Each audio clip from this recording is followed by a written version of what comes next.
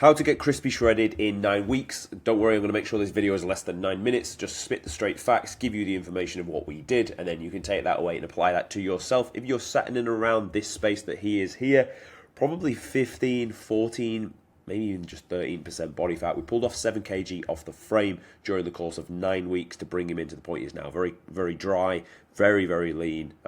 Mission for this really, drop a couple of kgs.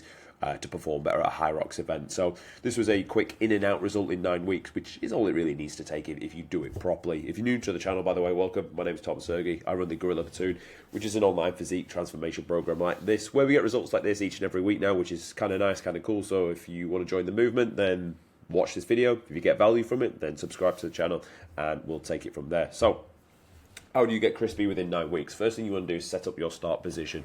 This is going to be made up of body fat and scale weight. That'll then give you your amount that you need to drop off on your calories. If you're coming in 15% body fat, you want to get down to 8, then you're going to need to drop 7 kg in order to see that form of a drop off. You're looking at 0.8 to roughly 0.8 of a kilogram is 1% of body fat. But again, at the stage you're at when you're 15% body fat, it's not really about the kgs. It's more how's the look. Go off the visuals. But as a rule of thumb in the beginning, you want to be seeing a kilo drop off per week. Now, when you are that lean, you are the type of person where you can keep food fairly high, but not so high. It depends how quick you want to do the job. If you want to be a bit more conservative, then you don't need to go as low with food. But if you just want to be in, out, then get a little bit aggressive about this, mate. And I would say straight away, what we did here, 500 calorie deficit, and it started to melt away very, very quickly. Now, still, that's going to give you, if you're 15% body fat, your overall maintenance is going to be very high because your amount that you weigh versus the amount that you have in body fat is not drastic. Therefore, your overall resting metabolic rate will be higher. Therefore, your overall need of food will be higher. So when you go into that deficit, you see that drop off. But you can also keep food fairly high in the sense that then that's going to drive that performance in the gym. Now, that's important. Don't just think I'm going to get shredded to the bone. So off the back of that, I'm not going to train like a savage. And if my sessions diminish a bit, it's all about the cardio and the steps and the food. It is, but honestly, if you do that, you're not going to look how you want to when you come to the end. You need to peel yourself away to the bone, but have muscle to showcase at the end of it. The only way you will do that is through hard, solid training. So maybe an uncommon factor, but I actually keep carbs high with all clients. The reason being, carbs are your biggest driving factors for performance in the gym. So to go keto sounds cool. Steak and eggs on Instagram are really fucking cool. I love steak and eggs, boys. I tell you now, for the longest time through the gaining phase, I had 10 eggs a day. I'd wake up in the morning like harder than fucking brick wall, no joke. So steak and eggs, yeah, cool. However, you want to get shredded, you need the carbs. You need to drive performance in the gym. You need to train like a savage. You take away loads of carbs, you're not going to be able to do that. Are you going to drop off scale weight? For sure. Is there a time and a place for that? Sure. If you're running really out of time, you need to get nasty with it. Carbs are going, boys. It is what it is. But in my view, when I set people up, I keep your carbs high so your performance can stay high. Now, the way you're going to track data, so let's say we've set you up now. You understood your body fat, your scale weight, your resting metabolic rate, and then also your starting calories, which again, you're pretty much going to take your maintenance, drop down by 500, and you're straight in from there. You're going to have 20 minutes of cardio per day. Start with that high straight away, get on the button with that. And you're going to go for 20 minutes of cardio daily, heart rate 120 to 130. So it's not going to accumulate too much fatigue because you're going to be doing cardio daily for the whole way through the plan. Don't start on something that's mad, that's going to burn you out and increase your appetite. Because there's a hierarchy of cardio as well. So what we can do is, you can start on a incline treadmill walk, we could progress to a cross trainer, we could progress to a Stairmaster as well. Cardio is going to be one of your biggest driving factors for pulling off body fat. If we start with a 500 calorie deficit, things will move quite quick. But then when they start to plateau out, and again, you'll know this because you've tracked the scale weight, you've taken photos, you've tracked all your feeding, you've tracked all your output, and you've tracked your sessions and your recovery, then you'll know when the time is right. If the scale's not moving, you're going to make that lever, you're going to make the change, and you're going to increase through cardio. Now, you can kind of preempt, but I wouldn't really recommend this unless you're experienced, what your body's going to do. So you can be like, right, cool, we started this much feeding, 20 minutes cardio daily.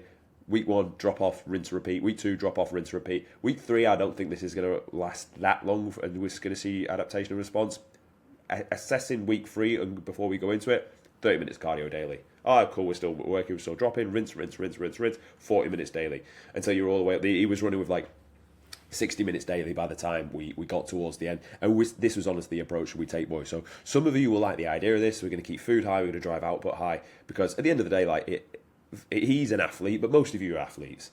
Like, you would much rather be a fit athlete than just someone that is on less food. So always keep food as high as you can, but you're going to need to push your output. You can't take from Peter and give it to Paul. You need to do both. So with that, see the drop off, and each and every week assess the scale weight until you get down to that lean and crispy point. Now, there may be some times where a refeed may be relevant, especially if you are already starting quite lean. You'll get to a point where you feel quite flat. That's normal.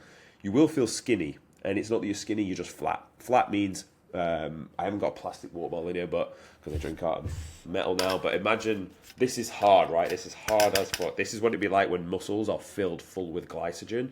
Now, if we to get a plastic bottle, you can squidge around. That's how a muscle feels when it's flat and the glycogen is essentially depleted out of the muscle, and you get the perception that you feel smaller than you are. This can happen if your hydration's poor as well. However, if I was to run a high carb day for you relative to your scale weight and body weight, you may ask, how do we run a high carb day? You take your scale weight, you times it by 7. That many grams of carbs, that number is the amount of grams of carbs you have in that day, and you will then pull from protein, whack that in half to insert room for the carbs. We fill you back up full of carbs, your muscle will be bursting against the skin, and you'll feel back to your usual self. So just have that in the back pocket, that if you're going to go this hard, fast and aggressive, you're going to feel flat at some point. There's the solution to get around it. Don't quit. Don't think you've got skinny. You haven't. You're just flat within the muscle. But you need to go through that point of dragging flat to get to the crispy level of leanness. So you will all face and encounter that. That's probably one of the best bits of advice I can give you for this moving forward.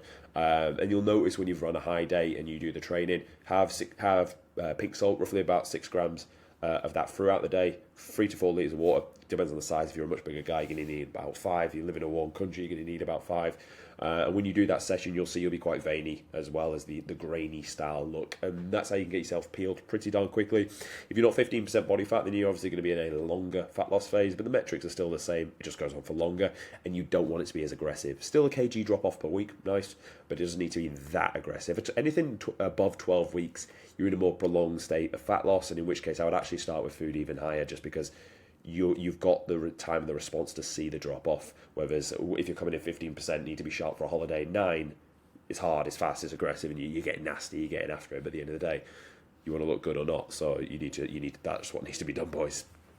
So that's honestly it in a nutshell. Like, people try and fluff it up and make it sound complicated. It's not fucking complicated, boys. Input, output, make changes when things don't run. Start to feel flat and skinny, run a high day, rinse, repeat, and you'll get to the goal. It really is that simple. So if you found this useful, subscribe, and I'll see you tomorrow.